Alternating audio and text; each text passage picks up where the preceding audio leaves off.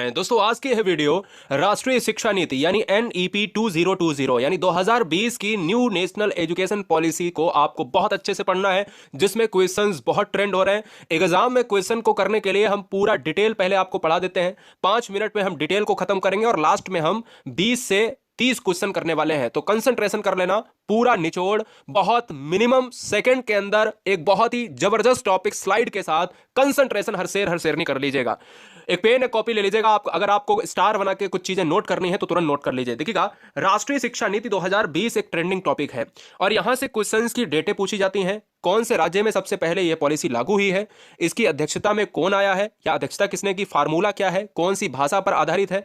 तब देखिएगा, यहां पर अगर मैं बात करता हूं कि जो एनईपी 2020 है ना, यह शिक्षा नीति 2020 भारत की शिक्षा नीति है। क्या है? भारत की शिक्षा नीति है, जिसे भारत सरकार द्वारा 29 जुलाई 2020 को घोषित किया गया। इस डेट को आपको याद रखना है कि जो 29 जुलाई 2020 है ना, यह बहुत इंपॉर्टेंट है क्योंकि डायरेक्ट ऐसे ही क्वेश्चन एग्जाम में ऑप्शन में देता है। सन 1986 में जारी हुई नई शिक्षा नीति के बाद भारत की शिक्षा नीति में यह पहला नया परिवर्तन है। अब ध्यान देना कि जब 1986 के बाद भी बहुत सारी ऐसी तमाम परियोजनाओं को लॉन्च किया गया एजुकेशन सिस्टम में, लेकिन 1986 में अगर देखा जाए तो यह पहला परिवर्तन था, एक जो ब्रॉड चेंजमेंट किया गया। ठीक है, अब मैं बात करता हूं यहां पर एनईपी 2020 की अध्यक्षता। यह नीति अंतरिक्ष वैज्ञानिक के कस्तूरी रंगन, ध्यान दीजिएगा कि यह नीति जो है ना, एनईपी जो नेशनल एजुकेशन पॉलिसी है 2020 की पॉलिसी एजुकेशन सिस्टम पर आधारित है। और यह किसकी अध्यक्षता में हुई, यानी इसकी अध्यक्षता करने वाले जो कस्तूरी रंगन साहब हैं, ये अंतरिक्ष वैज्ञानिक हैं, यानी इसरो के हैं। ठीक है ना, ये आपको याद रखना है। ये पॉइंट बहुत इंपॉर्टेंट है, तो इस पॉइंट को आप मिस ना करें। अगर आप चैनल पर पहली बार है तो चैनल को ईमानदारी से सब्सक्राइब कर लें, ये आपका परिवार है, ईमानदारी से सिलेक्शन के लिए। राष्ट्रीय शिक्षा नीति एनईपी 2020 में अगला पॉइंट आपसे एग्जाम में क्वेश्चन पूछा जा रहा है, बेहद बहुत जबरदस्त तरीके से, क्योंकि सालों दर सालों सरकारें चेंज हुई, उनमें एक ही चीज हमेशा मिली कि जो न्यू एजुकेशन पॉलिसी 2020 के अंतर्गत थोड़ा सा चेंजमेंट हुआ है, उन सरकारों में यही मिला है कि जो पहले मंत्रालय था वो मानव संसाधन प्रबंध मंत्रालय, जिसको कहा गया एमएचआरडी को अब बदल दिया गया। पहले मानव संसाधन प्रबंध मंत्रालय के अंतर्गत जो एजुकेशन सिस्टम था वो पूरा कहीं ना कहीं कंट्रोल होता था।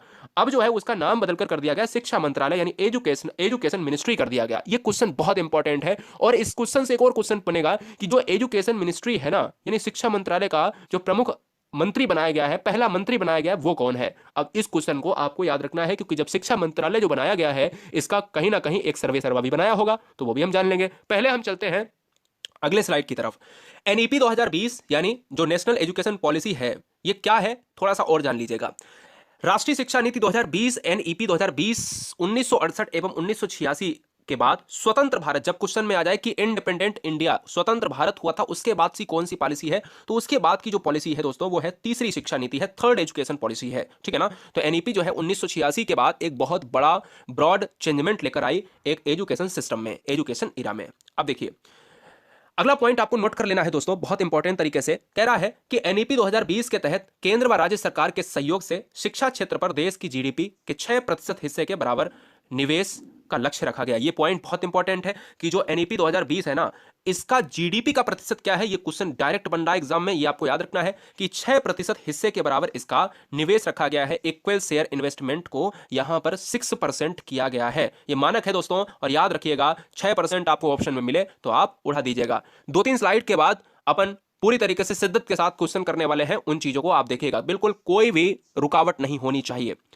हमने देखा है कि 1-1 घंटे की क्लासेस हैं एनईपी पर, और मुझे नहीं लगता कि 1-1 घंटे की क्लासेस होनी चाहिए। मुझे लगता है कि 30 मिनट के अंदर क्लासेस को खत्म किया जाए, उसके क्वेश्चन खत्म कर दिए जाए, बात बराबर। राष्ट्रीय शिक्षा नीति एनईपी 2020 नई शिक्षा नीति में वर्तमान में सक्रिय 10+2 के शैक्षिक मॉडल के स्थान पर, यानी पहले जो मॉडल चल रहा था 10+2, 10+2 का जो शैक्षिक मॉडल था उसमें परिवर्तन किया गया। और उसमें जो परिवर्तन किया गया दोस्तों, और उस मानक की जगह पर, यानी इसकी जगह पर आ गया है 5+3+3+4 फार्मूला।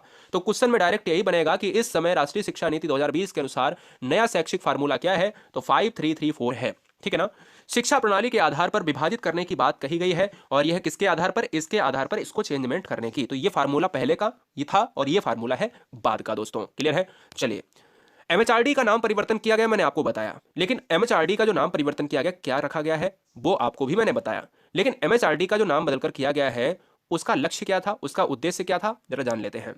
एनईपी 2020 के अंतर्गत एमएचआरडी का नाम बदलकर शिक्षा मंत्रालय, मिनिस्ट्री ऑफ एजुकेशन किया गया। उसका पहला मंत्री भी बनाया गया, जो क्वेश्चन में करेंगे। करने का मुख्य उद्देश्य क्या था कि शिक्षा और सीखने यानी एजुकेशन एंड लर्निंग, ये वेरी वेरी मोस्ट इंपॉर्टेंट है, इस फैक्ट को आप याद कर लीजिएगा, ये फैक्ट एग्जाम में डायरेक्ट थीम में पूछा जा रहा है, ठीक है ना। तो ये आपको याद रखना है कि शिक्षा मंत्रालय का अगर उद्देश्य है भाई एमएचआरडी को बदलकर मानव संसाधन मंत्रालय को बदलकर अगर किया गया है तो मैं ये कह सकता हूं क्यों किया गया है, क्योंकि इसका एक उद्देश्य है एजुकेशन एंड लर्निंग पर पुनः ध्यान आकर्षित करना, ठीक है। चलें आगे, आगे बात करेंगे 3 से 4 स्लाइड में कि भाई कक्षा 5, कक्षा 3 से 6, कक्षा 3 से जो है 8 में या 6 से 8 में क्या क्या परिवर्तन हुए, इन 3 पॉइंट को और नोट कर लीजिएगा कि प्राइमरी एजुकेशन ऑफ इंडिया में यानी प्रारंभिक शिक्षा की बात अगर की जाए तो नेशनल एजुकेशन पॉलिसी 2020 में कक्षा 5 यानी क्लास 5 तक की शिक्षा में मातृभाषा, very very most important, start लगा लीजिए, मातृभाषा यानी मदर टंग को यहां पर तरजीह दी गई है। मदर टंग होनी चाहिए, स्थानीय या क्षेत्रीय भाषा एक ही चीज है, लोकल और रीजनल लैंग्वेज। लोकल और रीजनल लैंग्वेज या मदर टंग जो है वहां की क्षेत्रीय भाषा को बच्चों को प्रोत्साहित करना, बच्चे किस भाषा में बोलना चाहिए, अगर हम पेडागोजिकल कॉन्सेप्ट में जाते हैं तो हम कहते हैं कि मातृभाषा इंपॉर्टेंट है, ठीक है ना। अध्यापन के माध्यम के रूप में अपनाने पर बल दिया गया है, यह चीज आपको पता होनी चाहिए। प्रारंभिक शिक्षा यानी प्राइमरी एजुकेशन ऑफ इंडिया 3 वर्ष से 8 वर्ष की आयु के बच्चों के लिए शैक्षिक पाठ्यक्रम एजुकेशनल कोर्स का 2 समूह में विभाजन किया गया। 3 वर्ष से 8 वर्ष की आयु के बच्चों के लिए शैक्षिक पाठ्यक्रम एजुकेशनल कोर्स का 2 समूहों में विभाजन किया गया, ठीक है ना, 2 समूहों में विभाजन किया गया, 2 ग्रुप्स में बांटा गया है। ये 2 ग्रुप्स आपको याद रखना है, 3 वर्ष 8 वर्ष की बात की गई और फिर मैंने कहा 3 से 6 वर्ष।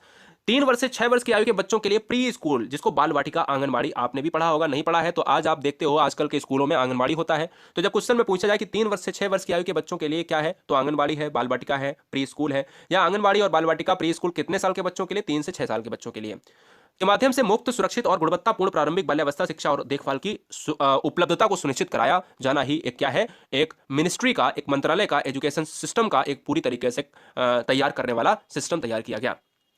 6 वर्ष से 8 वर्ष तक के बच्चों को प्राथमिक विद्यालय यानी प्राइमरी स्कूल में कक्षा 1 और कक्षा 2 में शिक्षा प्रदान की जाएगी, very very most important, start लगा लीजिएगा, फिर चलेंगे क्वेश्चन पर। 6 वर्ष से 8 वर्ष तक के बच्चों को प्राथमिक विद्यालयों में क्लास 1 क्लास 2 में शिक्षा प्रदान की जाएगी। यह बात दिमाग में रख लीजिएगा कि 6 वर्ष और 8 वर्ष तक के बच्चों को प्राथमिक क्लास में, अगर 6 वर्ष का बच्चा है, 8 वर्ष का बच्चा है, तो इसको क्लास 1 और क्लास 2 को यहां पर दिया जाएगा, और वो भी किस विद्यालय में, प्राइमरी स्कूल में, क्लास 1 to 5, ठीक है ना। चलिए, और लास्ट बात को जान लेंगे फिर हम चलेंगे क्वेश्चन पर। लास्ट बात 2 पॉइंट में है, प्रमुख बातों में नई शिक्षा नीति 2020 के तहत वर्ष 2030 तक सकल नामांकन अनुपात, ग्रॉस एनरोलमेंट रेशियो जिसको जीईआर कहा जाता है, उसको 100% लाने का लक्ष्य रखा गया। यानी जो हमारा मानक है 2020 एनईपी 2020 है, ये कितने वर्ष तक, ये 2030 यानी 10 साल 10 ईयर में ये क्या कह रहे हैं कि 100% करने का लक्ष्य रखा गया है। जीईआर का अनुपात, सकल नामांकन अनुपात को रखा गया है जो हमारे स्कूलों में नामांकन होते हैं दोस्तों, है ना। कब याद रखना है, इस सन को याद रखना है कि कितने से कितने साल तक, 10 साल की बात की गई है,